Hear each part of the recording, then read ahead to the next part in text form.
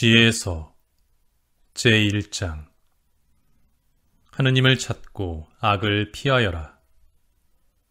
세상의 통치자들아, 정의를 사랑하여라. 선량한 마음으로 주님을 생각하고 순수한 마음으로 그분을 찾아라. 주님께서는 당신을 시험하지 않는 이들을 만나주시고 당신을 불신하지 않는 이들에게 당신 자신을 드러내 보이신다. 삐뚤어진 생각을 하는 사람은 하느님에게서 멀어지고 그분의 권능을 시험하는 자들은 어리석은 자로 드러난다. 지혜는 간악한 영혼 안으로 들지 않고 죄의 얽매인 육신 안에 머무르지 않는다. 가르침을 주는 거룩한 영은 거짓을 피해가고 미련한 생각을 꺼려 떠나가 버리며 불의가 다가옴을 수치스러워한다. 지혜는 다정한 영. 그러나 하느님을 모독하는 자는 그 말에 책임을 지게 한다. 하느님께서 그의 속생각을 다 아시고 그의 마음을 샅샅이 들여다보시며 그의 말을 다 듣고 계시기 때문이다. 온 세상에 충만한 주님의 영은 만물을 총괄하는 존재로서 사람이 하는 말을 다 안다. 그러므로 불의한 것을 짓거리는 자는 반드시 탄로나고 징계하는 정의가 그를 그냥 지나쳐 버리지 않는다. 간계를 꾸미는 악인은 신문을 받고 그가 말하는 소리가 주님께 다다라 그 악행으로 벌을 받는다. 열성스러운 귀는 모든 것을 다 들으니 투덜거리는 소리도 그냥 넘기지 않는다. 그러니 조심하여 쓸데없이 투덜거리지 말고 비방하지 않도록 혀를 잡돌이 하여라. 은밀히 하는 말도 반드시 결과를 가져오고 거짓을 말하는 입은 영혼을 죽인다. 그릇된 생활로 죽음을 불러들이지 말고 자기의 행위로 파멸을 끌어들이지 마라. 하느님께서는 죽음을 만들지 않으셨고 산 이들의 멸망을 기뻐하지 않으신다. 하느님께서는 만물을 존재하라고 창조하셨으니 세상의 피조물이 다 이롭고 그 안에 파멸의 독이 없으며 저승의 지배가 지상에는 미치지 못한다. 정의는 죽지 않는다. 악인들의 삶과 생각. 악인들은 행실과 말로 죽음을 불러내고 죽음을 친구로 여겨 그것을 열망하며 죽음과 계약을 맺는다. 그들은 죽음에 속한 자들이 되어 마땅하다. 제2장.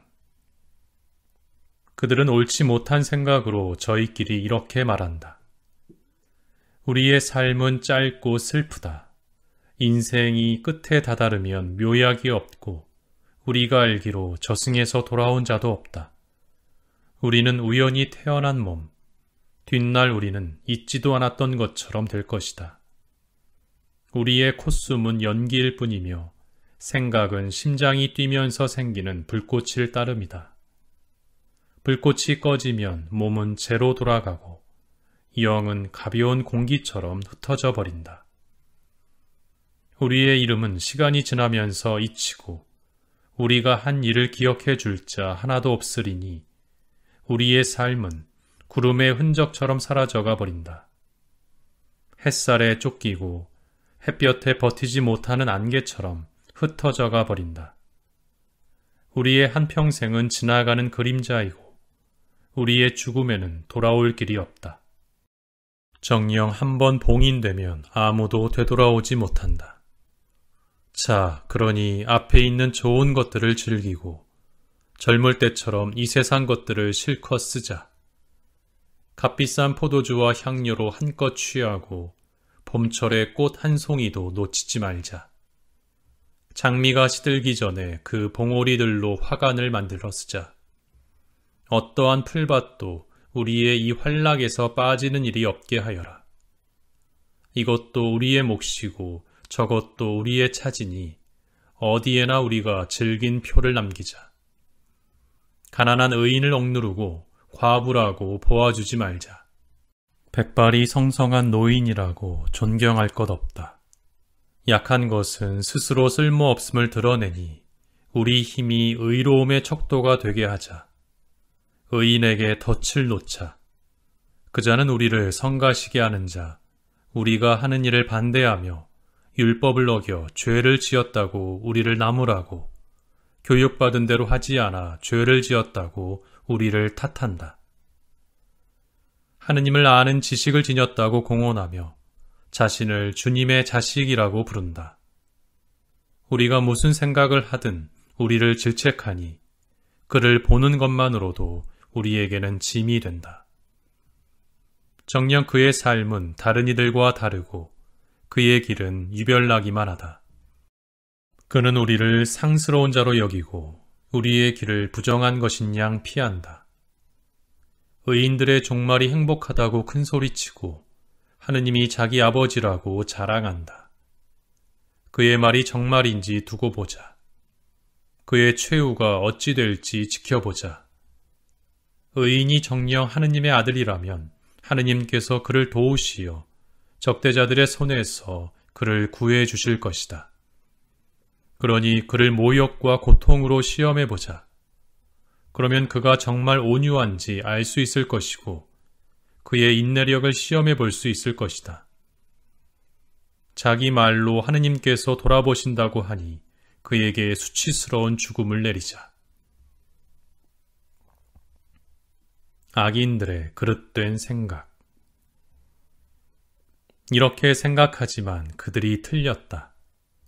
그들의 악이 그들의 눈을 멀게 한 것이다. 그들은 하느님의 신비로운 뜻을 알지 못하며 거룩한 삶에 대한 보상을 바라지도 않고 흠없는 영혼들이 받을 상급을 인정하지도 않는다. 정녕 하느님께서는 인간을 불멸의 존재로 창조하시고 당신 본성의 모습에 따라 인간을 만드셨다. 그러나 악마의 시기로 세상에 죽음이 들어와 죽음에 속한 자들은 그것을 맛보게 된다. 제3장 의인들의 운명. 의인들의 영혼은 하느님의 손안에 있어 어떠한 고통도 겪지 않을 것이다. 어리석은 자들의 눈에는 의인들이 죽은 것처럼 보이고 그들의 말로가 고난으로 생각되며 우리에게서 떠나는 것이 파멸로 여겨지지만 그들은 평화를 누리고 있다. 사람들이 보기에 의인들이 벌을 받는 것 같지만 그들은 불사의 희망으로 가득 차 있다. 그들은 단련을 조금 받은 뒤 은혜를 크게 얻을 것이다. 하느님께서는 그들을 시험하시고 그들이 당신께 맞가진 이들임을 아셨기 때문이다. 그분께서는 용광로 속의 금처럼 그들을 시험하시고 번제물처럼 그들을 받아들이셨다. 그분께서 그들을 찾아오실 때에 그들은 빛을 내고 구루터기들만 남은 밭의 불꽃처럼 퍼져나갈 것이다. 그들은 민족들을 통치하고 백성들을 지배할 것이며 주님께서는 그들을 영원히 다스리실 것이다. 주님을 신뢰하는 이들은 진리를 깨닫고 그분을 믿는 이들은 그분과 함께 사랑 속에 살 것이다. 은총과 자비가 주님의 거룩한 이들에게 주어지고 그분께서는 선택하신 이들을 돌보시기 때문이다. 악인들의 운명. 그러나 의인을 무시하고 주님을 거역한 악인들은 자기들이 생각한 것에 따라 벌을 받을 것이다. 지혜와 교훈을 업신여기는 자는 불쌍하다. 그들의 희망은 헛되고 노동은 벌이가 되지 않으며 그들의 작업은 결실이 없다. 그 아내들은 어리석고 자식들은 사악하며 후손들은 저주를 받는다. 자식 없는 의인과 자식 많은 악인. 행복하여라 자식을 낳지 못해도 정결한 여자. 죄되는 잠자리에 들지 않은 여자. 하느님께서 영혼들을 찾아오실 때에 그는 결실을 볼 것이다. 제 손으로 무도한 짓을 저지르지 않고 주님께 악한 것을 생각해내지 않는 고자도 행복하여라. 그는 자기의 믿음 덕분에 특별한 은총을 받고 주님의 성전에서 아주 흡족한 몫을 받을 것이다. 좋은 노력의 결과는 영광스럽고 예지의 뿌리는 소멸되지 않는다. 간음의 소생들은 크지 못하고 부정한 잠자리에서 생긴 자식들은 망하고 만다. 오래 산다 하여도 그들은 아무것도 아닌 것으로 여겨지고 결국은 나이가 많음도 그들에게는 영예롭지 못하다. 일찍 죽는다 하여도 희망이 없고 심판날에 아무 위안도 받지 못할 것이다. 불의한 족속의 끝은 이처럼 비참하다. 제4장 자식이 없어도 덕이 있는 편이 더 낫다. 덕이 하느님과 사람들에게 인정을 받고 덕에 대한 기억 속에 불사가 들어있기 때문이다. 덕이 있을 때에는 사람들이 그것을 본받고 없을 때에는 그것을 갈구한다. 고결한 상을 놓고 벌인 경기의 승리자. 덕은 영혼의 세계에서 화관을 쓰고 행진한다. 그러나 악인들에게는 자손이 아무리 많아도 소용이 없다. 그 사생아들은 아무도 뿌리를 깊이 내리지 못하여 바탕이 튼튼할 수가 없다. 잠시 줄기를 뻗는다 하여도 단단히 서 있지 못하여 바람에 흔들리다가 세찬 바람에 뿌리채 뽑히고 만다. 그 가지들은 자라기도 전에 꺾여 나가고 열매는 쓸모가 없다. 익지 않아 먹지 못하고 달리 쓸 데도 없다. 부정한 잠자리에서 생겨난 자식들은 재판 때에 부모가 저지른 죄악의 증인이 된다. 의인의 요절과 악인의 장수. 의인은 때이르게 죽더라도 안식을 얻는다. 영예로운 나이는 장수로 결정되지 않고 살아온 횟수로 셈해지지 않는다. 사람에게는 예지가 곧 백발이고 티 없는 삶이 곧 원숙한 노년이다. 하느님 마음에 들어 그분께 사랑받던 그는 죄인들과 살다가 자리가 옮겨졌다. 악이 그의 이성을 변질시키거나 거짓이 그의 영혼을 기만하지 못하도록 들어올려진 것이다. 악의 마력은 좋은 것들을 무색하게 만들고 솟구치는 욕망은 순수한 정신을 훼손하기 때문이다. 짧은 생애 동안 완성에 다다른 그는 오랜 세월을 채운 셈이다.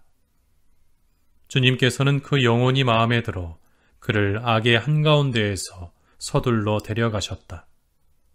그러나 사람들은 그것을 보고도 깨닫지 못하고 그 일을 마음에 두지도 않았다. 곧 은총과 자비가 주님께 선택된 이들에게 주어지고 그분께서 당신의 거룩한 이들을 돌보신다는 것이다. 죽은 의인이 살아있는 악인들을, 일찍 죽은 젊은이가 불의하게 오래 산 자들을 단죄한다. 그들은 현인의 죽음을 보면서도 주님께서 그에게 무엇을 바라셨는지, 그를 왜 안전한 곳으로 데려가셨는지 깨닫지 못한다. 그들은 그것을 보면서 냉소하지만 오히려 주님께서 그들을 비웃으신다. 그들은 나중에 수치스러운 송장이 되어 죽은 이들 가운데에서 영원히 치욕을 받을 것이다. 그분께서 소리조차 지르지 못하는 그들을 바닥으로 내동댕이 치시고 밑바탕부터 뒤흔드시어 그들은 완전히 쇠망한 채 고통을 받고 그들에 대한 기억마저 사라질 것이다. 심판대 앞에 선 의인과 악인. 자기들의 죄가 낱낱이 헤아려질 때에 그들이 떨며 다가오면 그들의 죄악이 그들을 면전에서 고발할 것이다. 제5장. 그때의 의인은 커다란 확신을 가지고 자기를 괴롭힌 자들 앞에, 자기의 노고를 경멸한 자들 앞에 나설 것이다. 악인들은 의인을 보고 극심한 공포로 떨며 그 뜻밖의 구원에 깜짝 놀랄 것이다. 그들은 후회하고 마음이 괴로워 신음하며 저희끼리 말할 것이다. 저자는 우리가 한때 웃음거리로 놀림감으로 삼던 자가 아닌가. 우리는 어리석기도 하였구나. 우리는 그의 삶을 미친 짓이라고, 그의 죽음을 수치스러운 것이라고 생각하였지. 그런데 어떻게 하여 저자가 하느님의 아들 가운데 들고 거룩한 이들과 함께 제 몫을 차지하게 되었는가?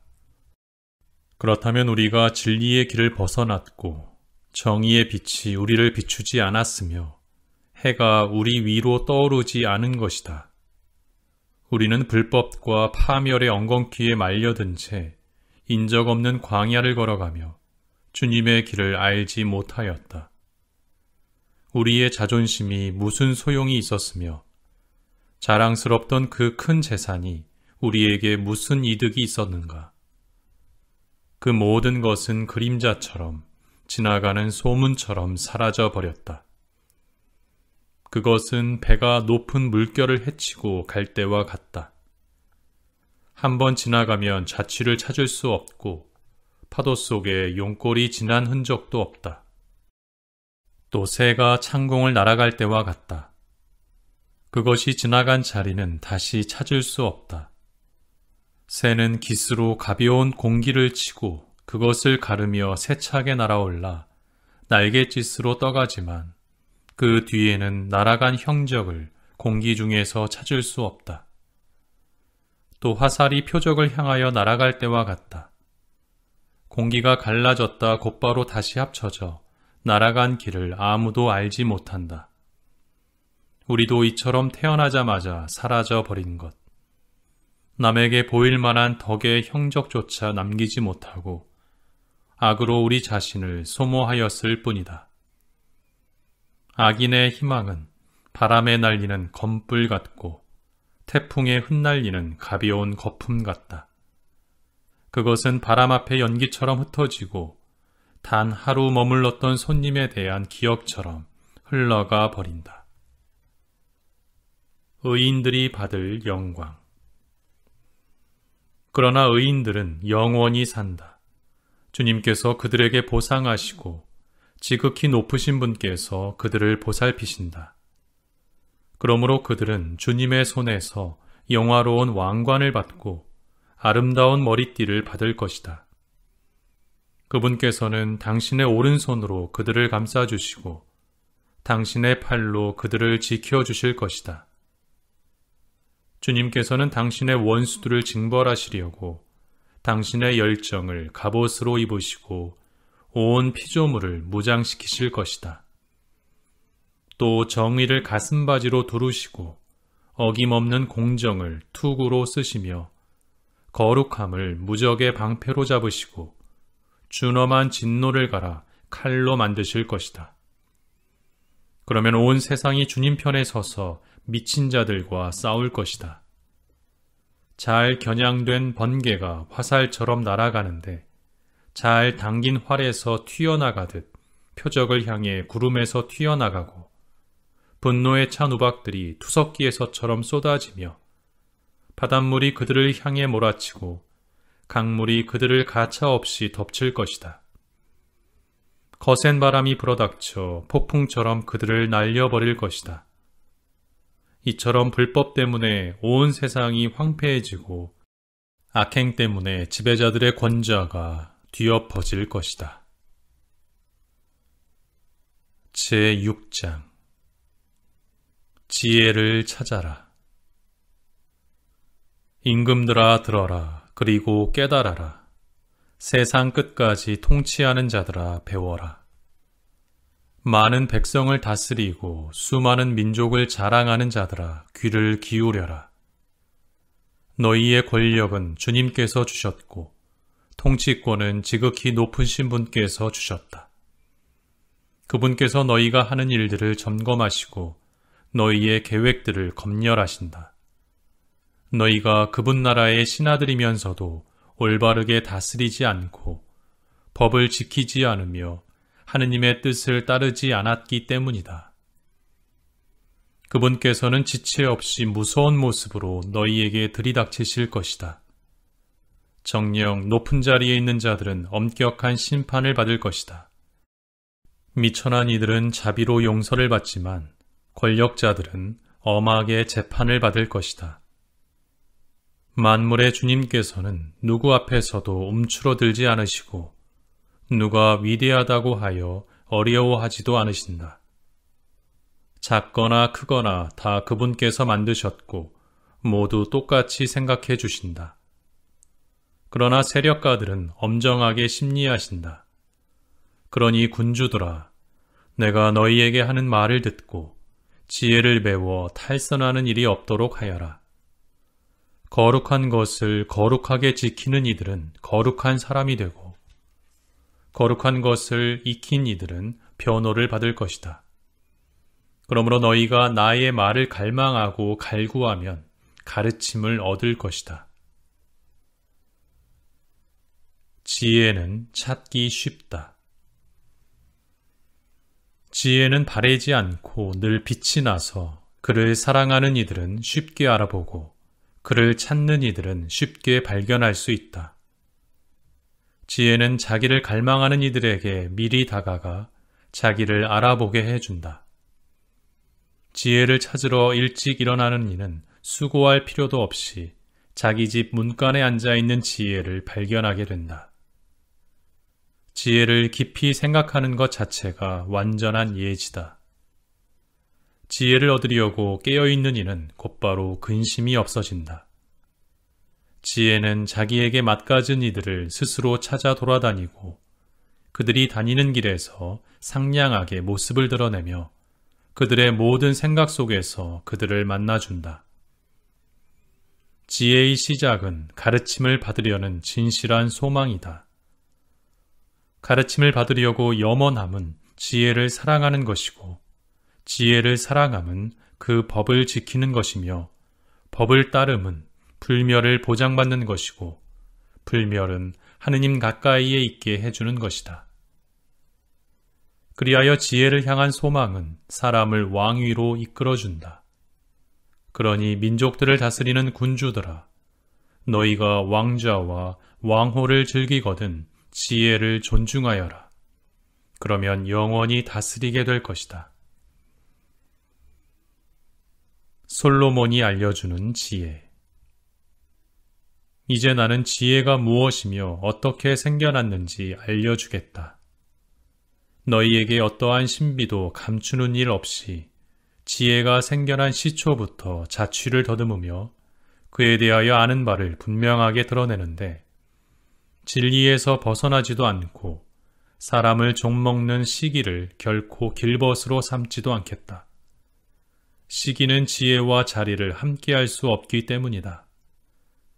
현자가 많음은 세상의 구원이며 현명한 임금은 백성의 안녕이다. 그러니 내 말을 듣고 가르침을 받아라. 너희에게 득이 될 것이다. 제7장. 솔로몬도 한낱 인간이었다. 나도 다른 모든 이와 마찬가지로 죽어야 할 인간으로서 흙으로 빚어진 첫 사람의 후손이다. 어머니 뱃속에서 몸이 꼴을 갖추었고 한 남자의 씨와 잠자리의 쾌락을 통하여 10달 동안 피로 뭉쳐졌다. 나도 태어나서는 같은 공기를 들이마시고 같은 땅에 떨어졌으며 첫 소리도 다른 모든 이와 마찬가지로 우는 것이었고 포대기에 쌓여 보살핌을 받으며 자라났다. 임금도 모두 인생을 똑같이 시작한다. 삶의 시작도 끝도 모든 이에게 한 가지다. 솔로몬은 지혜를 존중하였다. 그래서 내가 기도하자 나에게 예지가 주어지고 간청을 올리자 지혜의 영이 나에게 왔다. 나는 지혜를 왕홀과 왕좌보다 더 좋아하고 지혜에 비기면 많은 재산은 아무것도 아니라고 생각하였으며 값을 헤아릴 수 없는 보석도 지혜와 견주지 않았다.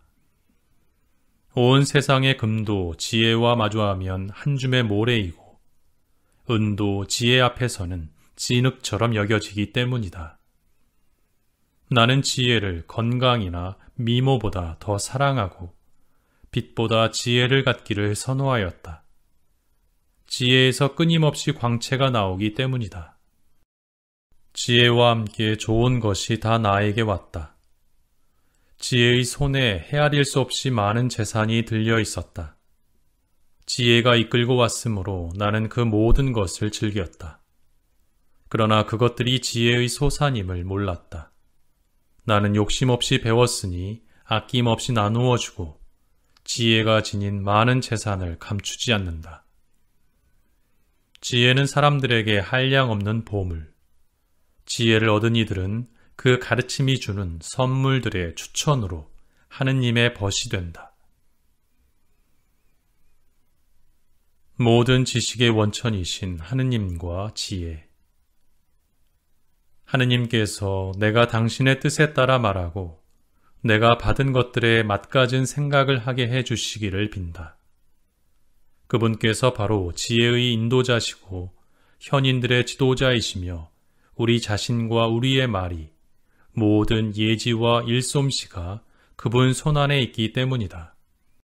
바로 그분께서 만물에 관한 어김없는 지식을 주셔서 세계의 구조와 기본 요소들의 활동을 알게 해주셨다. 또 시간의 시작과 끝과 중간, 동지, 하지의 변경과 계절의 변화, 해가 바뀌는 것과 별자리, 짐승들의 본능과 야수들의 성질, 영들의 힘과 사람들의 생각, 갖가지 식물과 그 뿌리의 효험을 알게 해주셨다. 그리하여 나는 감추어진 것도 드러난 것도 알게 되었으니 모든 것을 만든 장인인 지혜가 나를 가르친 덕분이다. 지혜의 본성. 지혜 안에 있는 정신은 명석하고 거룩하며 유일하고 다양하고 섬세하며 민첩하고 명료하고 청절하며 분명하고 손상될 수 없으며 선을 사랑하고 예리하며 자유롭고 자비롭고 인자하며 항구하고 확고하고 평온하며 전능하고 모든 것을 살핀다.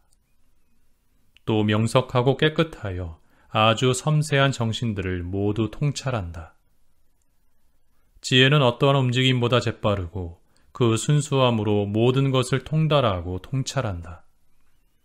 지혜는 하느님 권능의 숨결이고 전능하신 분의 영광의 순전한 발산이어서 어떠한 오점도 그 안으로 기어들지 못한다. 지혜는 영원한 빛의 광채이고 하느님께서 하시는 활동에 티 없는 거울이며 하느님 선하심의 모상이다. 지혜는 혼자이면서도 모든 것을 할 수 있고 자신 안에 머무르면서 모든 것을 새롭게 하며 대대로 거룩한 영혼들 안으로 들어가 그들을 하느님의 벗과 예언자로 만든다. 그래서 하느님께서는 지혜와 함께 사는 사람만 사랑하신다. 지혜는 해보다 아름답고 어떠한 별자리보다 빼어나며 빛과 견주어 보아도 그보다 더 밝음을 알 수 있다. 밤은 빛을 밀어내지만 악은 지혜를 이겨내지 못한다. 제8장.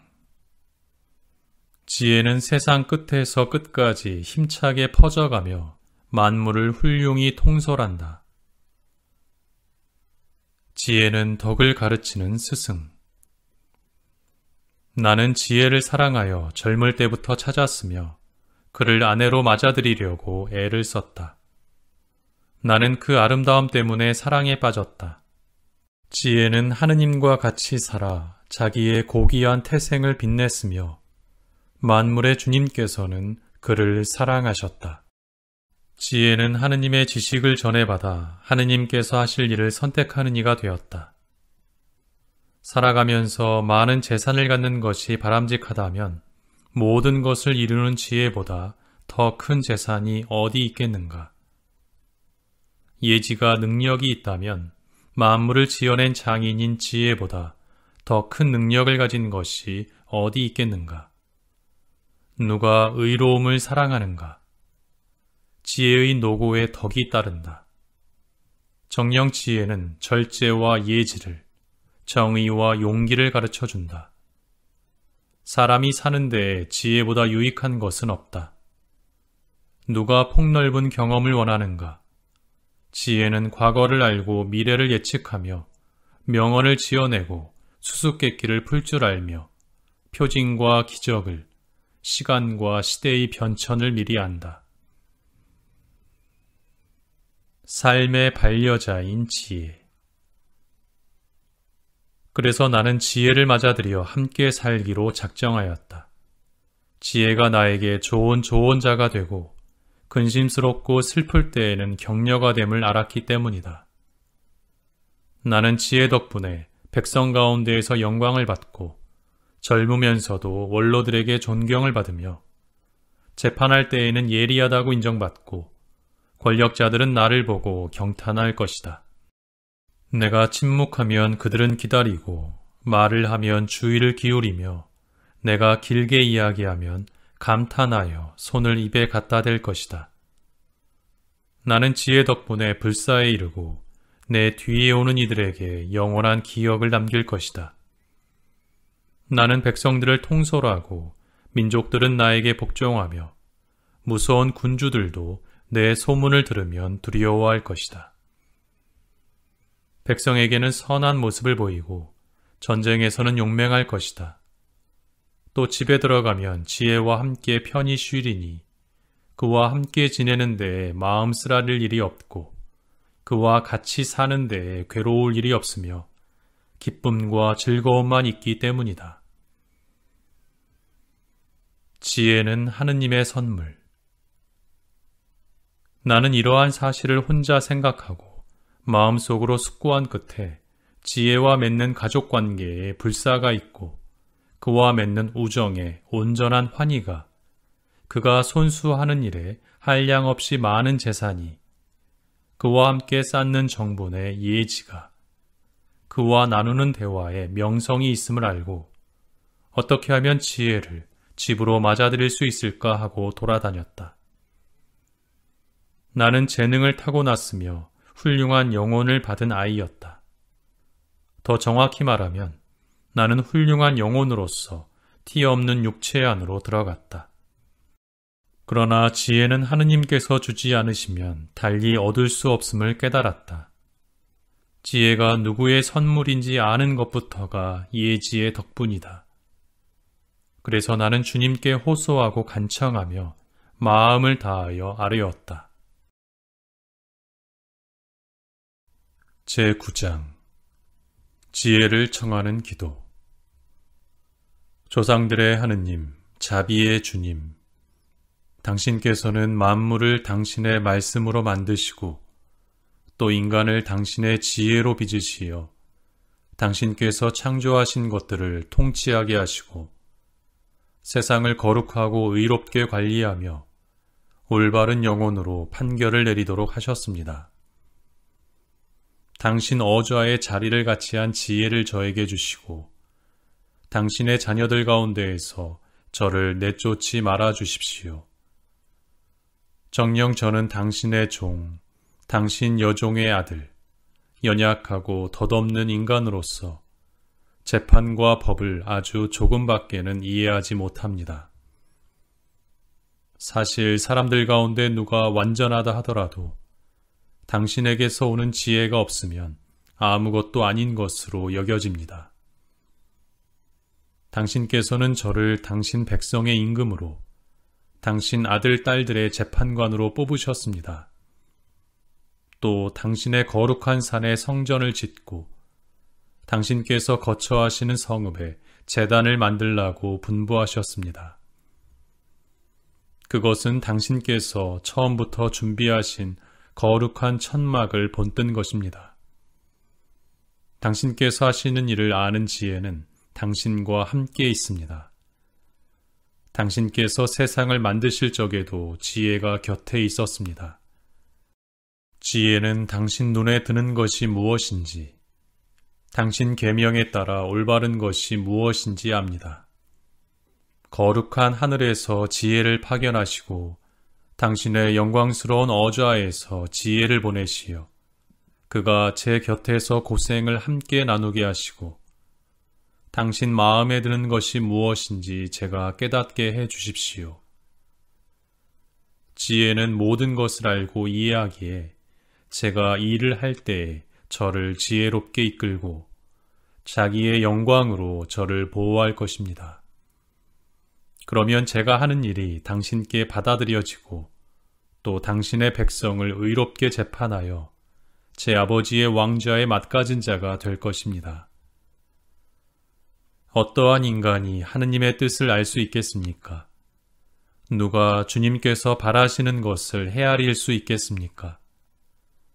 죽어야 할 인간의 생각은 보잘것없고 저희의 속마음은 변덕스럽습니다. 썩어 없어질 육신이 영혼을 무겁게 하고 흙으로 된 이 천막이 시름겨운 정신을 짓누릅니다. 저희는 세상 것도 거의 짐작하지 못하고 손에 닿는 것조차 거의 찾아내지 못하는데 하늘의 것을 밝혀낸 자 어디 있겠습니까? 당신께서 지혜를 주지 않으시고 그 높은 곳에서 당신의 거룩한 영을 보내지 않으시면 누가 당신의 뜻을 깨달을 수 있겠습니까? 그러나 그렇게 해 주셨기에 세상 사람들의 길이 올바르게 되고 사람들이 당신 마음에 드는 것이 무엇인지 배웠으며 지혜로 구원을 받았습니다. 제10장 선조들을 이끌어준 지혜. 세상에서 처음으로 빚어진 조상, 홀로 창조된 그를 지혜가 보호하고 그가 지은 죄에서 구해 주었으며 그에게 만물을 통치할 힘을 주었다. 그러나 불의한 자가 분노하며 지혜에게 등을 돌리더니 광분하여 제 동기를 살해한 탓에 죽어 없어지고 말았다. 그 사람 때문에 세상이 홍수에 잠기자 지혜는 한 의인을 변변치 않은 나무 조각에 실어서 이끈 끝에 세상을 다시 구하였다. 악을 저지르기로 합심한 민족들이 혼란에 빠졌을 때 지혜는 한 의인을 가려내어 하느님 앞에 흠이 없도록 지켜주고 자식에 대한 애정을 이기도록 강하게 만들어 주었다. 지혜는 악인들이 아주 멸망할 때 의인 하나를 구해내어 5 성읍에 떨어지는 불을 피하여 달아나게 해 주었다. 그들이 저지른 악의 증거가 아직도 남아있으니 줄곧 연기가 피어오른 황무지, 때가 되어도 익지 않는 열매를 맺은 나무들, 믿지 않는 영혼의 기념비로 서 있는 소금 기둥이다. 지혜를 무시한 그들은 선을 깨닫지 못하게 방해를 받았을 뿐만 아니라 살아있는 이들에게 어리석음의 기념물까지 남겨 그들의 잘못이 드러나지 않을 수 없게 되었다. 그러나 지혜는 자기를 섬기는 이들을 곤경에서 구해내었다. 의인이 형의 분노를 피하여 달아날 때 지혜는 그를 바른 길로 이끌고 하느님의 나라를 보여주었으며 거룩한 것들을 알려주었다. 고생하는 그를 번영하게 하고 그 노고의 결실이 불어나게 하였으며 착취자들이 탐욕을 부릴 때에 그 곁에 있어주고 그를 부자로 만들어 주었다. 또 그를 원수들에게서 지키고 매복한 적들에게서 보호하였으며 격렬한 싸움이 벌어졌을 때 그에게 승리를 주어 깊은 신심이 그 무엇보다도 강함을 깨닫게 해 주었다. 의인이 팔려갈 때에 지혜는 그를 버리지 않고 죄악에서 구해내었으며 또 그와 함께 구덩이로 내려가고 사슬에 묶였을 때에 그를 저버리지 않았다. 마침내는 그에게 나라의 왕홀과 그를 지배하던 자들을 다스리는 권위를 주었다. 그리고 그를 고발한 자들의 거짓을 밝히고 그에게 영원한 영광을 주었다. 이스라엘을 이집트에서 구해낸 지혜. 거룩한 백성, 흠없는 종족을 지혜는 압박자들의 나라에서 구해내었다. 지혜는 주님을 섬기는 종의 영혼 안으로 들어가 기적과 표징들을 일으키며 무서운 임금들과 맞섰다. 거룩한 이들에게 그 노고에 맞는 상급을 주고 그들을 놀라운 길로 이끌었다. 낮에는 그들에게 그늘이 되어주고 밤에는 별빛이 되어주었다. 또 그들을 홍해 너머로 데려가고 깊은 물을 가로질러 인도하였다. 그들의 원수들을 물로 뒤엎었다가 깊은 바다 밑바닥에서 위로 내던져 버렸다. 그리하여 의인들이 악인들에게서 전리품을 거두고 나서 주님, 당신의 거룩한 이름을 찬송하고 자기들을 지켜주신 당신의 손을 한마음으로 찬양하였습니다. 지혜가 말 못하는 이들의 입을 열어주고 악이들의 혀가 똑똑히 말하게 해준 것입니다. 제11장 지혜는 거룩한 예언자를 통하여 그들이 하는 일을 성공으로 이끌어 주었습니다. 그들은 사람이 살지 않는 광야를 건너 인적 없는 곳에 천막을 쳤습니다. 그들은 적들과 맞서고 원수들을 물리쳤습니다. 목마른 그들이 당신께 간청하자 깎아지른 듯한 바위에서 물이, 단단한 돌에서 목마름을 풀어주는 것이 나왔습니다. 나일강의 물과 바위에서 나온 물. 이렇게 그들의 원수들에게는 징벌의 도구가 되었던 바로 그것이 곤경에 빠진 그들에게는 득이 되었습니다. 샘물처럼 끊임없이 흐르던 강물이 피와 뒤엉켜 더럽혀지니 악이들을 죽이라는 명령에 대한 벌이었습니다. 그러나 그들에게는 뜻밖에도 물을 넉넉히 주셨습니다. 그때 그들은 목마름을 겪고 당신께서 적대자들을 어떻게 징벌하셨는지 알게 되었습니다. 자비의 징계이기는 하지만 그들은 그 시련을 받으면서 진노의 심판을 받는 악인들이 얼마나 큰 고통을 겪었는지 깨달았습니다. 당신께서는 자식들을 훈계하는 아버지처럼 그들을 시험하셨지만 저들은 사람을 단죄하는 엄격한 임금처럼 철저히 조사하셨습니다. 저들은 그들이 떠나고 없을 때에도 있을 때와 마찬가지로 괴로움을 겪었으니 지난 일들을 생각하며 쏟아내는 탄식과 함께 이중의 슬픔에 휩싸였기 때문입니다. 저들은 바로 자기들이 받는 징벌로 그들이 득을 보았다는 것을 듣고 주님의 손길을 느꼈습니다. 또 오래전에 내버려진 그를 조롱하며 물리쳤지만 이 일이 일어난 다음에는 그에게 경탄하지 않을 수 없었습니다. 저들은 의인들과 다른 방식으로 목마름을 느꼈던 것입니다. 이집트인들에게 내린 하느님의 신중한 징벌. 바른 길에서 지각 없는 길짐승들과 볼품없는 벌레들을 숭배하게 한 저들의 미련하고 불의한 생각에 대하여 당신께서는 벌을 내리시려고 지각 없는 생물들을 떼지어 보내셨습니다.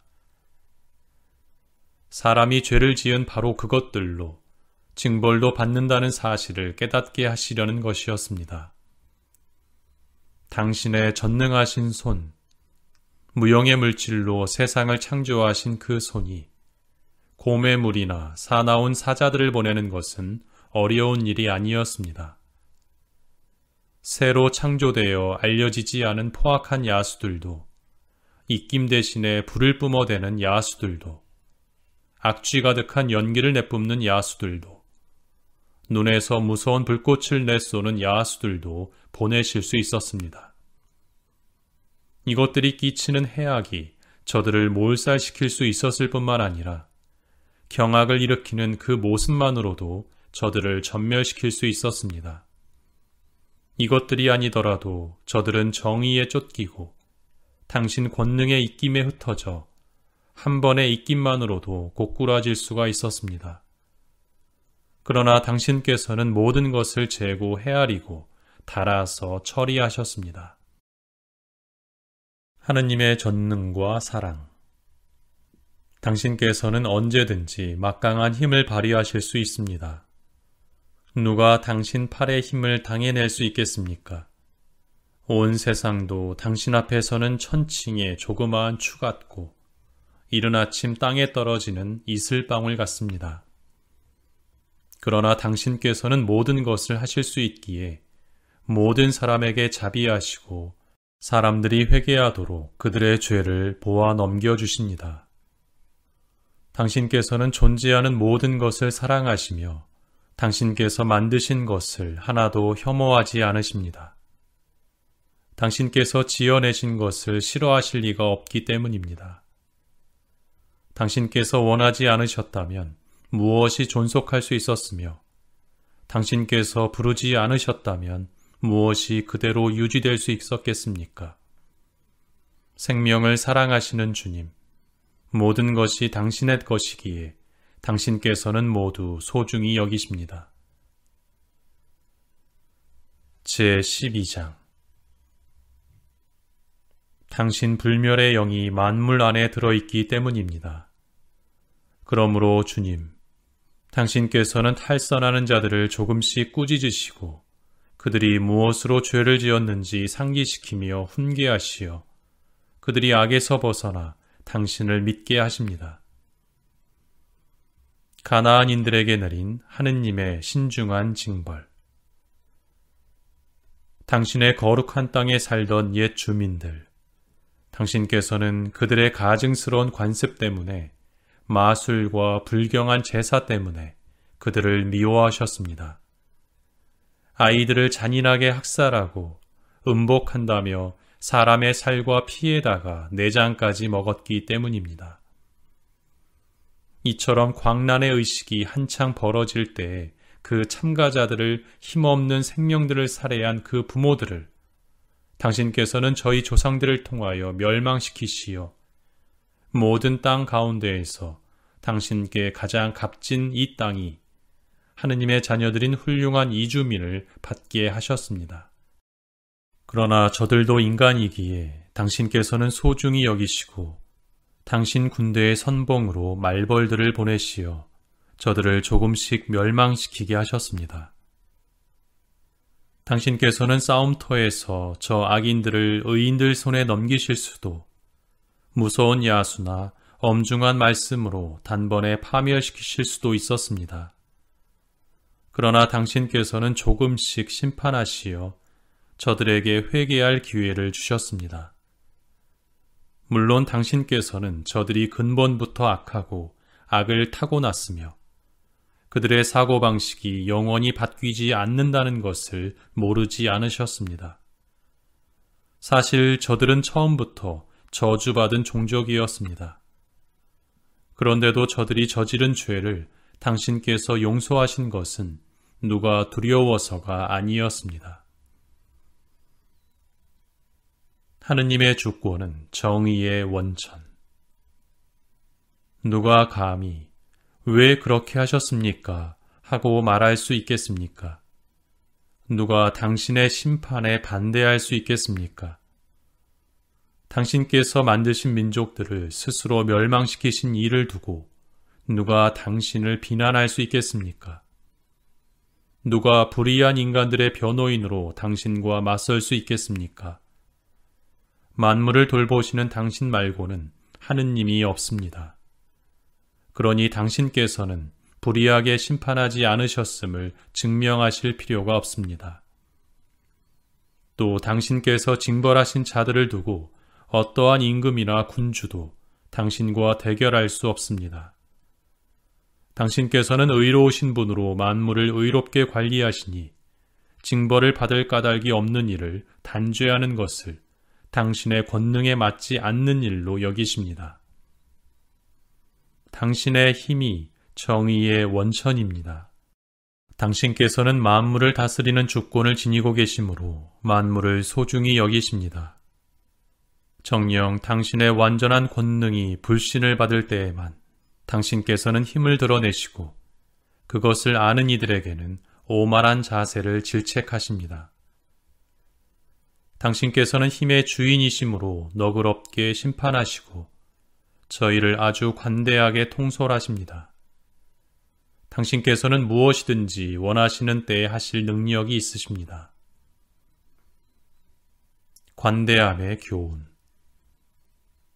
당신께서는 이렇게 하시어 의인은 인자해야 함을 당신 백성에게 가르치시고 지은 죄에 대하여 회개할 기회를 주신다는 희망을 당신의 자녀들에게 안겨주셨습니다. 당신 자녀들의 원수들로서 죽어 마땅한 자들에게까지 악에서 벗어날 시간과 기회를 베푸시며 그토록 주의와 배려를 다하여 처벌하셨다면 당신의 자녀들은 얼마나 신중하게 심판하셨겠습니까? 바로 그들의 조상들에게 당신께서는 맹세와 계약으로 좋은 약속들을 해주셨습니다. 저희는 그냥 벌하시지만 저희의 원수들은 10,000번을 더 채찍질하시니 저희가 남을 심판할 때에는 당신의 선하심을 잘 생각하고 심판을 받을 때에는 자비를 기대하라는 것입니다.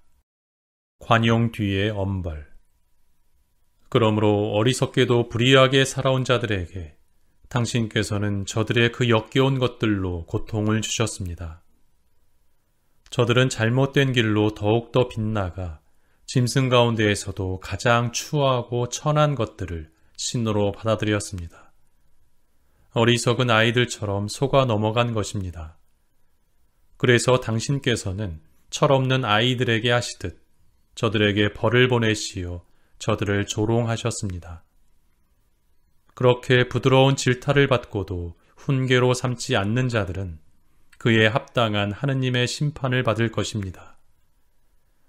고통을 당하고 자기들이 신으로 여겼던 바로 그것들로 징벌을 받자 그것들에게 화가 난 저들은 사실을 보고서야 자기들이 전에 알아모시기를 거부하던 그분께서 참 하느님이심을 깨닫게 되었습니다. 그리하여 저들은 가장 무거운 단죄를 받았습니다. 제13장 자연 숭배의 어리석음. 하느님에 대한 무지가 그 안에 들어찬 사람들은 본디 모두 아둔하여 눈에 보이는 좋은 것들을 보면서도 존재하시는 분을 보지 못하고 작품에 주의를 기울이면서도 그것을 만든 장인을 알아보지 못하였다. 오히려 불이나 바람이나 빠른 공기, 별들의 물이나 거친 물, 하늘의 빗물체들을 세상을 통치하는 신들로 여겼다. 그 아름다움을 보는 기쁨에서 그것들을 신으로 생각하였다면 그 주님께서는 얼마나 훌륭하신지 그들은 알아야 한다. 아름다움을 만드신 분께서 그것들을 창조하셨기 때문이다. 또 그것들의 힘과 작용에 감탄하였다면 바로 그것들을 보고 그것들을 만드신 분께서 얼마나 힘이 세신지 알아야 한다. 피조물의 웅대함과 아름다움으로 미루어 보아 그 창조자를 알 수 있다. 그렇다고 해서 그들을 크게 탓할 수는 없다. 그들은 하느님을 찾고 또 찾아낼 수 있기를 바랐지만 그러는 가운데 빗나갔을지도 모른다. 그들은 그분의 업적을 줄곧 주의 깊게 탐구하다가 눈에 보이는 것들이 하도 아름다워 그 겉모양에 정신을 빼앗기고 마는 것이다. 그러나 그들이라고 용서받을 수는 없다. 세상을 연구할 수 있는 만큼 많은 것을 아는 힘이 있으면서 그들은 어찌하여 그것들의 주님을 더 일찍 찾아내지 못하였는가? 우상 숭배의 어리석음. 생명 없는 것들에 희망을 거는 자들도 불쌍하다. 그들은 사람 손으로 만들어진 것들, 솜씨 좋게 다듬어진 금과 은, 동물들의 상, 또 옛적에 어떤 손이 다듬어 놓았다는 쓸모없는 돌을 신이라고 부른다.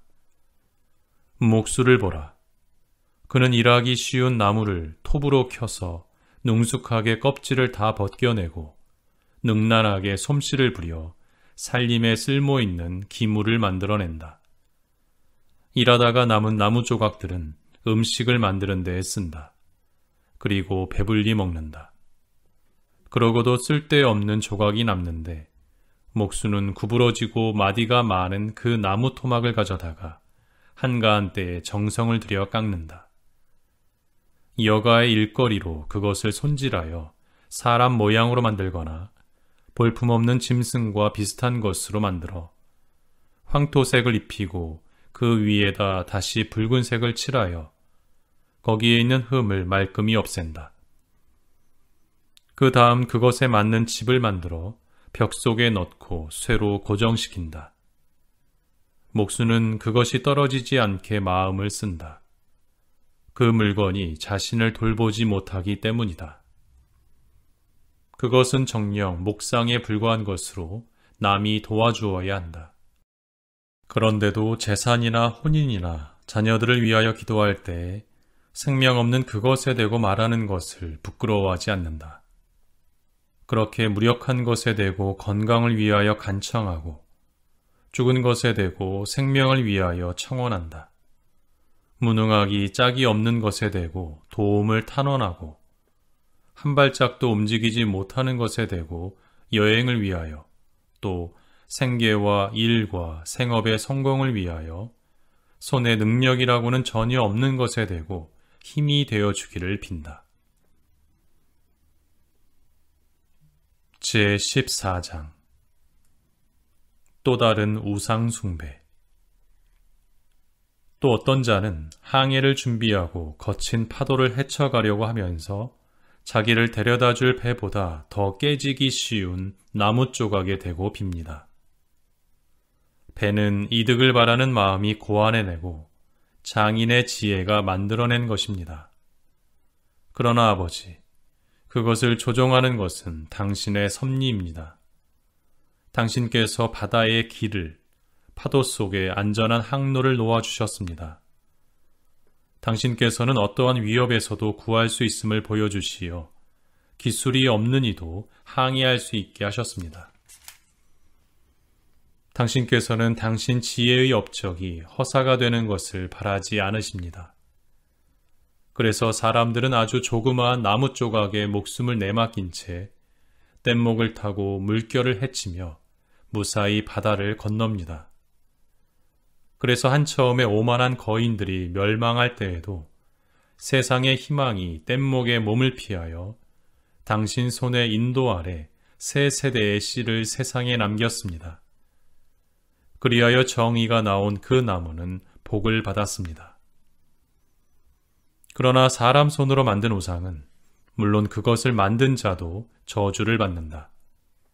그는 그것을 제작하였기 때문이고 그 썩어 없어질 것은 신이라고 불렸기 때문이다. 하느님께는 악인과 그의 악행이 똑같이 가증스러워 그 물건은 그것을 만든 자와 함께 징벌을 받을 것이다.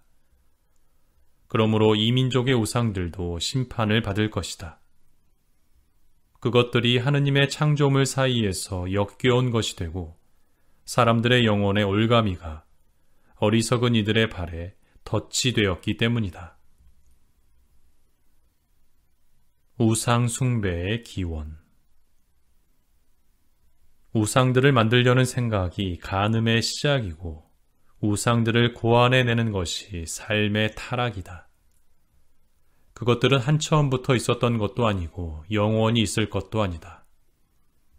우상들은 인간의 허영 때문에 세상에 들어왔으니 그것들이 얼마 못 가 끝장난다는 것은 이미 정해진 일이다.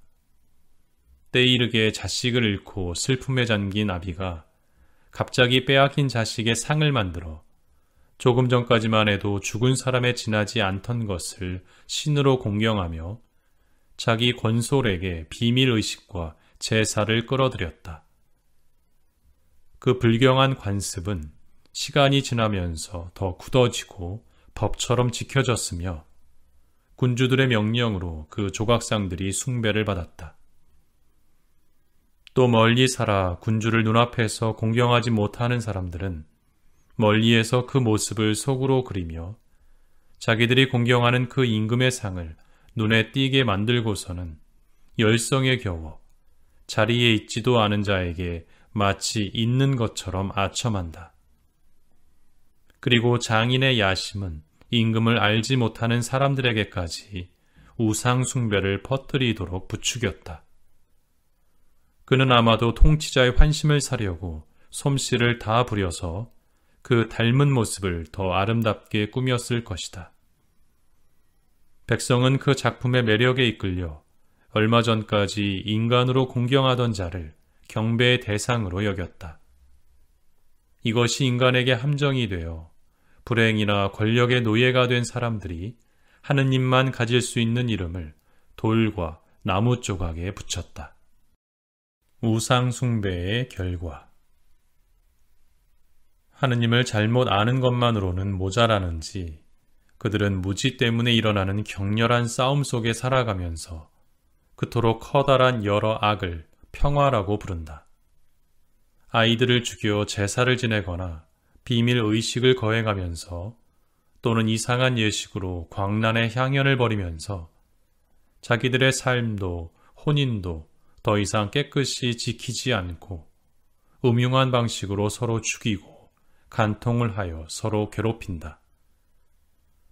모든 것이 뒤엉켜 있다.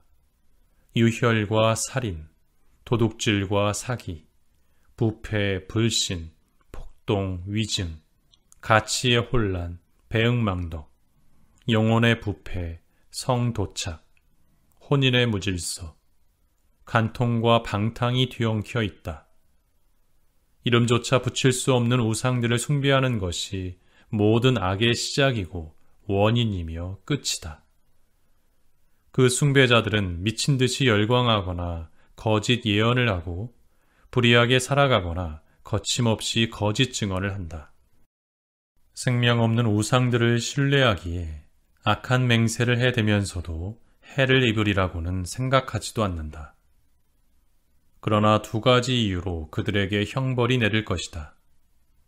우상들에게 정신을 빼앗겨 하느님을 잘못 생각하였기 때문이고 거룩한 것을 무시하면서 거짓으로 불의한 맹세를 하였기 때문이다. 불의한 자들의 범죄를 언제나 뒤쫓는 것은 맹세할 때에 이름을 부르는 우상들의 힘이 아니라 죄를 저지르는 자들에게 내리는 징벌이다. 제15장 우상 숭배에 빠지지 않은 이스라엘.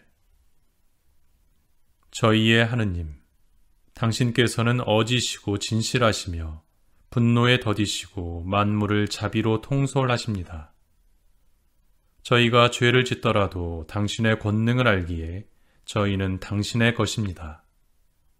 그러나 저희는 당신의 것으로 여겨짐을 알기에 죄를 짓지 않으렵니다. 당신을 알면 온전한 정의이고 당신의 권능을 깨달음은 불사의 뿌리입니다. 인간의 간악한 상상이 만들어낸 작품도 화공들의 보람없는 노고도 저희를 꿰지 못하였습니다. 그것은 여러 가지 색깔을 칠해놓은 조각상일 따름입니다. 그러나 어리석은 자들은 그것을 보기만 하여도 욕망이 일어 목숨이 없는 죽은 형상의 그 조각상을 갈구합니다. 우상을 만드는 자와 그것을 갈구하는 자와 숭배하는 자는 악을 사랑하는 자들로 그들이 희망을 두는 그런 것들에나 어울리는 자들입니다. 우상을 만드는 자의 어리석음. 옹기장이가 부드러운 흙을 열심히 개어 우리에게 쓸모있는 갖가지 그릇을 빚습니다. 같은 진흙을 가지고 깨끗한 일에 쓰일 기물도 반대되는 일에 쓰일 것도 다 같은 방식으로 빚어냅니다. 그러나 어느 것이 어디에 쓰일지는 도공이 결정합니다. 그런가 하면 부질없는 수고를 하며 같은 진흙으로 헛된 신을 빚기도 합니다. 그러나 그 도공 자신도 얼마 전에 흙에서 온 자로서 빌린 채 영혼을 머지않아 돌려주어야 할 때가 되면 자기가 나온 그 흙으로 가야 합니다. 그럼에도 그는 자기가 죽어야 하는 것도 자기의 삶이 짧다는 것도 염려하지 않고 금세공인이나 은세공인과 경쟁하고 청동세공인을 흉내내며 모조품들을 빚는 것을 영광스러운 일로 여깁니다. 그의 마음은 타버린 재이고 그의 희망은 흙보다 가치가 없으며 그의 삶은 진흙보다도 볼품이 없습니다. 자기를 빚으시고 활동하는 영혼을 불어넣으셨으며 생명의 숨을 불어넣어 주신 분은 알지도 못한 채 저희의 생명을 놀이로, 저희의 삶을 돈벌이 축제로 여기며 모든 것에서 나쁜 것에서도 이득을 보아야 한다고 말합니다. 같은 흙을 재료로 써서 깨지기 쉬운 그릇도 조각상도 제작하는 그는 자기가 죄를 짓고 있음을 누구보다도 잘 압니다. 이집트인들의 어리석음. 그러나 당신의 백성을 억압한 원수들이 가장 어리석고 어린아이의 영혼보다 더 비참합니다. 저들은 다른 민족들의 우상들까지 모두 신으로 여겼습니다. 앞을 보려고 눈을 쓸 일이 없고 공기를 들이마실 콧구멍이 없으며 소리를 들을 귀가 없고 무엇을 느낄 손가락이 없으며 발은 걷는 데에 쓸모가 없는 우상들을 말입니다. 그것들은 사람이 만든 것이고 숨을 빌려 사는 자가 빚은 것입니다. 어떠한 인간도 자기와 비슷한 신을 빚을 능력이 없습니다. 죽어야 할 인간이 사악한 손으로 만들 수 있는 것은 죽은 것뿐입니다. 자기가 경배하는 것들보다 그 자신이 더 낫습니다. 그는 생명을 가지고 있지만 그것들은 결코 그러하지 못합니다. 게다가 저들은 가장 가증스러운 동물들까지 숭배합니다. 우둔한 것으로 비교하자면 그것들이 다른 것들보다 더 심합니다. 그것들은 동물 가운데에서 탐낼 만큼 모습이 아름답지도 않습니다. 하느님께 받은 인정과 복도 잃어버렸습니다. 제16장 이집트인들과 이스라엘인들, 해로운 동물들과 메추라기. 그래서 저들은 같은 동물들로 응분의 징벌을 받고 또 벌레대로 고통을 받았습니다. 그러나 당신의 백성에게는 당신께서 그 징벌과는 반대로 은혜를 베푸시고 그들의 식욕을 채워주시려고 놀라운 맛이 나는 음식, 메추라기를 마련해 주셨습니다. 저들은 음식을 몹시 바랐지만 당신께서 저들에게 보내신 생물들의 흉한 모습에 식욕이 완전히 가셔버렸습니다. 그러나 당신 백성은 어려움을 잠깐 겪은 뒤에 놀라운 맛이 나는 음식을 받았습니다. 저 억압자들에게는 피할 수 없는 어려움이 닥쳐야 했지만 당신의 백성에게는 원수들이 어떻게 고통을 받는지 보는 것만으로 충분하였습니다. 해충들과 구리뱀. 사나운 동물들이 무서운 기세로 당신 백성들에게 들이닥쳐 백성들이 그 구불거리는 뱀들에게 물려 죽어갈 때 당신의 진노는 끝까지 가지 않았습니다. 그들은 경고의 표시로 잠깐 괴로움을 겪고 나서 당신 법의 계명을 상기시키는 구원의 표징을 받았습니다. 눈을 돌린 이는 자기가 본 것 때문이 아니라 모든 사람의 구원자이신 당신 덕택에 구원된 것입니다. 이 일을 통해서도 당신께서는 저희의 원수들에게 모든 악에서 구해내시는 분은 당신이심을 확신시키셨습니다. 저들은 메뚜기와 파리에게 물려 죽어가는데 그 목숨을 살릴 약이 없었습니다. 저들은 그러한 것들로 징벌을 받아 마땅하였던 것입니다. 그러나 독사의 이빨도 당신의 자녀들은 꺾지 못하였으니 당신의 자비가 도우러 내려와 그들을 고쳐주었기 때문입니다. 당신의 말씀을 기억하라고 그들은 이빨에 물렸다가 곧바로 구원되었습니다. 깊은 망각에 빠지지 말고 당신의 선행을 늘 염두에 두라는 것이었습니다. 그들을 낫게 해준 것은 약초나 연고가 아닙니다. 주님, 그것은 모든 사람을 고쳐주는 당신의 말씀입니다. 당신은 생명과 죽음을 주관하시는 권한을 가지신 분, 저승문으로 내려보내기도 하시고 끌어올리기도 하십니다.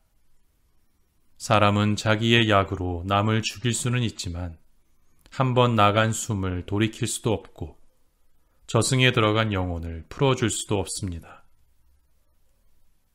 우박과 만나. 아무도 당신 손을 피하여 달아날 수 없습니다. 당신을 알아모시기를 거부하는 악인들은 당신의 억센 팔에 채찍질을 당하고 이상한 비와 우박과 그치지 않는 폭우에 쫓기고 불에 타 죽었습니다. 더욱 놀라운 일은 모든 것을 꺼버리는 물속에서 불이 더 세차게 타올랐다는 사실입니다. 우주가 의인들 편에 서서 싸웠기 때문입니다. 한때는 불길이 수그러져 악인들에게 보내진 동물들을 타 죽지 않게 하였습니다. 그리하여 악인들은 그 광경을 보고 하느님의 심판이 자기들을 쫓고 있음을 깨달았습니다. 또 어떤 때에는 그 불길이 물 한가운데에서 어떤 불보다도 뜨겁게 타올라 불의한 땅의 소출을 망쳐버리기도 하였습니다. 그러나 당신의 백성은 당신께서 천사들의 음식으로 먹여 살리셨습니다. 그들의 노고 없이 미리 준비된 빵을 하늘에서 마련해 주셨습니다. 그 빵은 갖가지 맛을 낼 수 있는 것, 모든 입맛에 맞는 것이었습니다. 당신의 양식은 자녀들을 향한 당신의 달콤함으로 드러내는 것으로 그것을 받는 이의 소원을 채워주고 저마다 원하는 대로 모양이 변하는 양식이었습니다. 그 눈과 얼음은 불을 견디어내며 녹지 않았습니다. 이는 우박 속에서도 타오르고 빛 속에서도 번쩍거리는 그 불이 원수들의 수확물은 망쳐버렸지만 의인들은 먹고 살게 하려고 그 본연의 힘까지도 잊어버렸음을 알라는 뜻이었습니다. 피조물은 자기를 만드신 당신을 시중들며 불의한 자들을 징벌하는 데에는 그 힘이 팽팽해지고 당신을 신뢰하는 이들에게는 득이 되도록 그 힘이 느슨해집니다. 그래서 피조물은 그때에도 온갖 형태로 바뀌면서 궁핍한 이들의 바람에 따라 모든 일을 먹여 살리는 당신의 선물로 쓰였습니다. 그리하여 주님, 당신께서 사랑하시는 자녀들이 사람을 먹여 살리는 것은 여러 가지 곡식이 아니라 당신을 믿는 이들을 돌보는 당신의 말씀임을 배우게 하셨습니다. 불에도 없어지지 않던 그것이 잠깐 비치는 햇살에 따뜻해지자 그냥 녹아버린 것은 당신께 감사하기 위하여 해 뜨기 전에 일어나야 하고 동틀녘에 당신께 기도해야 함을 알게 하시려는 것이었습니다. 고마움을 모르는 자의 희망은 겨울 서리처럼 녹아버리고 쓸데없는 물처럼 흘러가 버립니다. 제17장 암흑과 불기둥. 당신의 판결들은 위대하고 설명하기 어렵습니다. 그래서 가르침을 받아들이지 않은 영혼들이 빗나간 것입니다. 저 무도한 자들은 자기들이 거룩한 민족을 잡고 있다고 여겼지만 저들 자신이 암흑의 포로요 긴 밤의 죄수로서 영원한 섭리에서 추방된 채 자기 집 지붕 밑에 갇혔습니다. 저들은 자기들의 은밀한 죄가 망각의 어두운 휘장에 가리어 들키지 않으리라고 생각하였지만 몹시 겁에 질리고 환영으로 혼란에 빠져 흩어져 갔습니다. 저들을 보호해주던 구석진 곳도 더 이상 그들을 공포에서 지켜주지 못하였습니다. 사방에서는 무서운 소리가 들려오는데 침울한 얼굴을 한 음침한 유령들까지 나타났습니다. 어떠한 불도 빛을 내기에 충분한 힘이 없었고 밝게 빛나던 별빛도 그 끔찍한 밤을 밝힐 수 없었습니다. 저절로 타오르는 무시무시한 불덩어리만 저들을 내리비쳤는데 그 광경이 사라지자 저들은 공포에 떨며 방금 본 것을 더 불길한 것으로 여겼습니다. 마술의 속임수도 소용이 없고 저들이 뽐내던 예지도 창피스럽게 면박만 받았습니다. 병든 영혼에게서 공포와 불안을 몰아내주겠다고 약속하던 자들 자신이 우스꽝스러운 공포에 시달려야 했습니다. 어떤 무서운 것이 저들을 두렵게 하지도 않았는데 벌레가 지나가거나 길짐승이 슉슉 움직이는 소리에도 겁을 먹고 하늘 보는 것을 피할 수 없는데도 그마저 마다하고 전율 속에 죽어갔습니다. 악이란 비열한 것으로서 제 입으로 자신을 단죄하고 양심의 가책을 받아 늘 어려움을 더해가기만 합니다. 두려움은 이성의 도움을 포기하는 것일 따름입니다. 속으로 그 도움을 덜 기대할수록 고통을 초래하는 까닭을 모르는 편이 낫다고 여깁니다.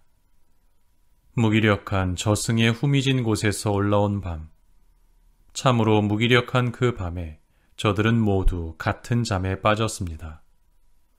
예기치 않던 공포가 갑자기 저들에게 들이닥쳐 때로는 기괴한 유령들에게 쫓기고 때로는 영혼의 자포자기로 몸이 마비되었습니다. 그때 그곳에서 이렇게 쓰러진 자는 창살 없는 감옥에 갇혀 꼼짝도 못하였습니다. 그가 농부이거나 목자이거나 광야에서 힘든 일을 하는 일꾼이거나 다 공포에 사로잡혀 피할 수 없는 고초를 겪어야 했습니다. 정녕 저들은 모두 같은 암흑의 사슬에 묶였던 것입니다.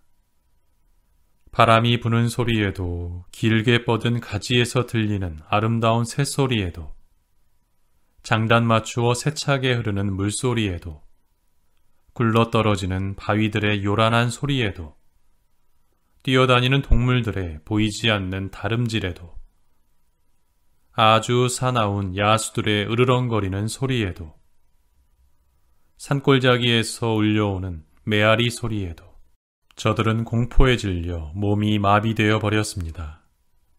온 세상이 밝은 빛을 받으며 아무 방해도 받지 않고 제 일을 하였지만 저들에게만은 무거운 밤이 드리워져 있었습니다.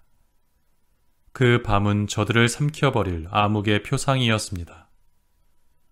게다가 저들에게는 자신이 암흑보다 더 무거운 짐이었습니다.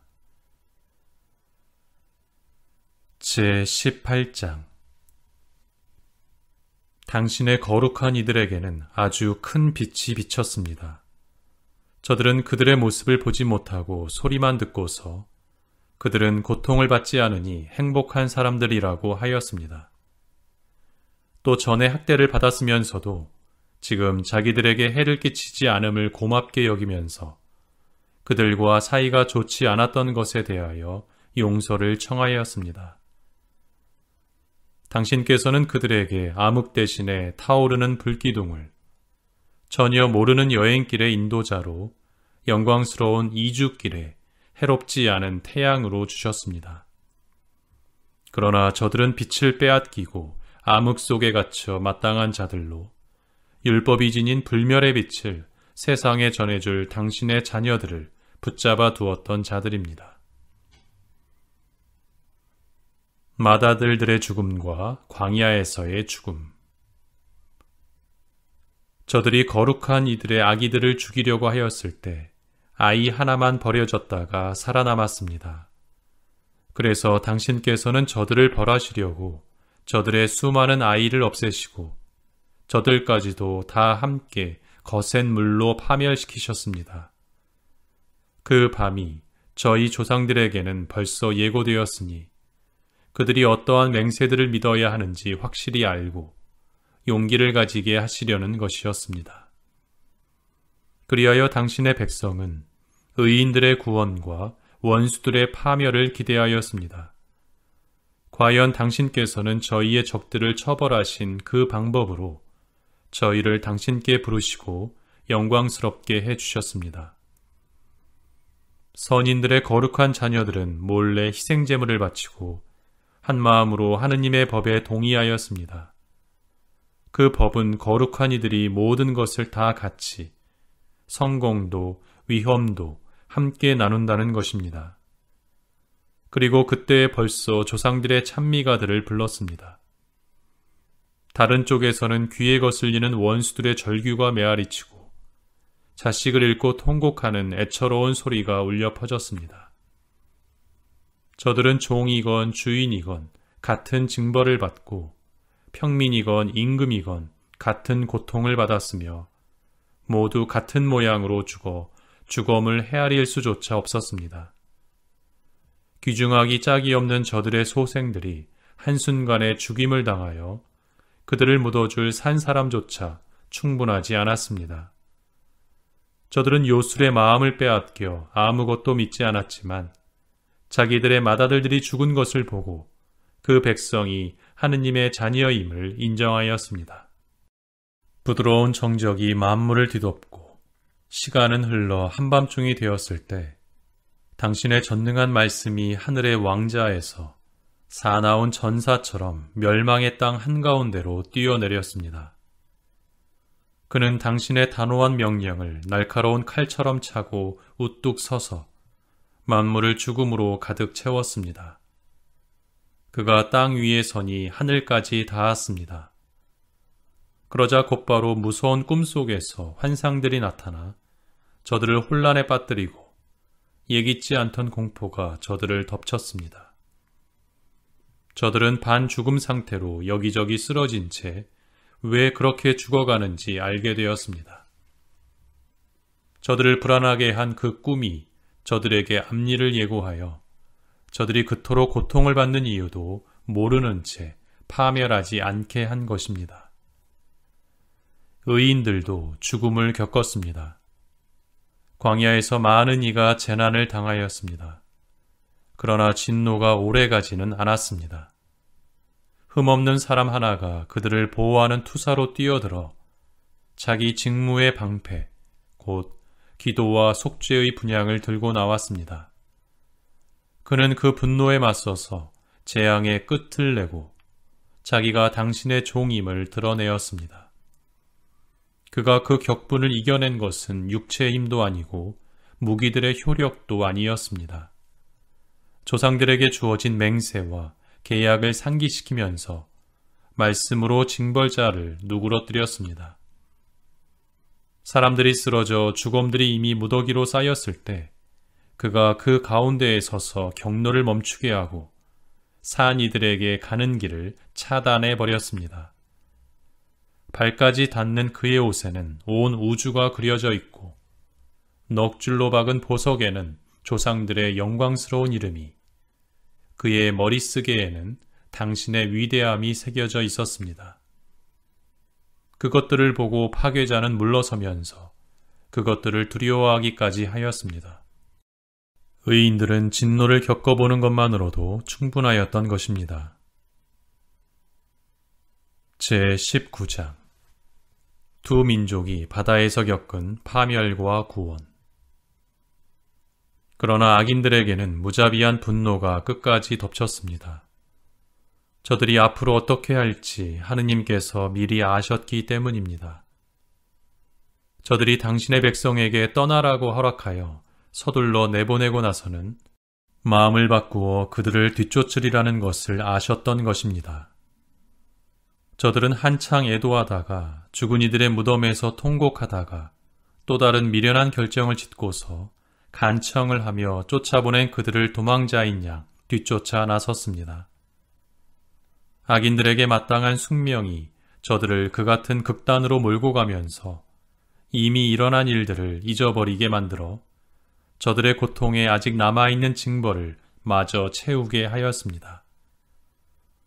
그리하여 당신의 백성은 경이로운 여행길을 체험하는 동안 저들은 이상한 죽음을 맞게 하였습니다. 당신의 명령에 따라 온 피조물의 본성이 저마다 새롭게 형성되어 당신의 자녀들이 해를 입지 않고 보호를 받았던 것입니다. 진영 위는 구름이 덮어주고 물이 있던 곳에서는 마른 땅이 나타나는 것이 보였으며 홍해는 장애물이 없는 길로, 거친 파도는 풀 많은 벌판으로 바뀌었습니다. 당신 손길의 보호를 받는 이들은 그 놀라운 기적을 보고 온 민족이 그곳을 건너갔습니다. 그들은 풀을 뜯는 말들 같았습니다. 또 어린 양들처럼 이리저리 뛰면서 주님, 자기들을 구해내신 당신을 찬양하였습니다. 그들은 나그네 살이 때에 겪은 일들을 생각하였습니다. 땅이 동물들을 내는 대신에 어떻게 모기들을 내놓았는지, 강이 물고기 대신에 어떻게 수많은 개구리를 뱉어내었는지 다시 생각하였습니다. 그 뒤 그들은 욕심에 이끌려 맛난 음식을 청하였을 때 새로운 종류의 새도 보았습니다. 그들을 격려하기 위하여 바다에서 메추라기들이 올라온 것입니다. 맹렬한 번개로 징조가 주어진 뒤에야 죄인들에게 징벌이 내렸습니다. 저들은 자기들이 저지른 악행에 따라 응분의 고통을 받았습니다. 저들이 이방인들을 지독하게 미워하였기 때문입니다. 다른 자들은 자기들에게 온 낯선 이들을 받아들이지 않았지만 저들은 자기들의 은인인 이방인들을 종으로 삼았습니다. 그뿐만이 아닙니다. 다른 자들도 이국인들을 적개심으로 대한 탓에 심판을 받게 될 것입니다. 그런데 저들은 자기들과 이미 권리를 공유하는 이들을 잔치를 베풀며 받아들이고서는 무서운 노역으로 못살게 굴었던 것입니다. 그리하여 의인의 문 곁에서 다른 자들이 겪은 것처럼 저들도 벌을 받아 눈이 멀게 되었습니다. 짙은 암흑이 사방을 에워싸자 저들은 모두 제 집 문마저 더듬어 찾아야 했습니다. 이집트 탈출과 자연. 이렇게 자연의 근본 요소들 사이에 변화가 일어났습니다. 수금을 뜯을 때 소리는 늘 같으면서도 음률의 성격이 음표에 따라 바뀌는 것이나 마찬가지입니다. 이는 과거에 일어난 일들을 보면 명확히 이해할 수 있습니다. 실제로 육지동물들이 수중동물로 변하고 헤엄치는 동물들이 무트로 자리를 옮겼습니다. 불은 물속에서 제 힘을 더 드러내고 물은 불을 끄는 제 본성마저 잊어버렸습니다. 불꽃은 또 반대로 그 속에서 걸어다니는 약한 동물들의 몸을 태우지도 않고 얼음처럼 쉬 녹는 성질의 천상 음식을 녹이지도 않았습니다. 마무리 찬송. 주님, 당신께서는 모든 일에서 당신 백성을 들어 높이시고 영광스럽게 해주셨으며 언제 어디에서나 그들을 도와주시는 일을 소홀히 하지 않으셨습니다.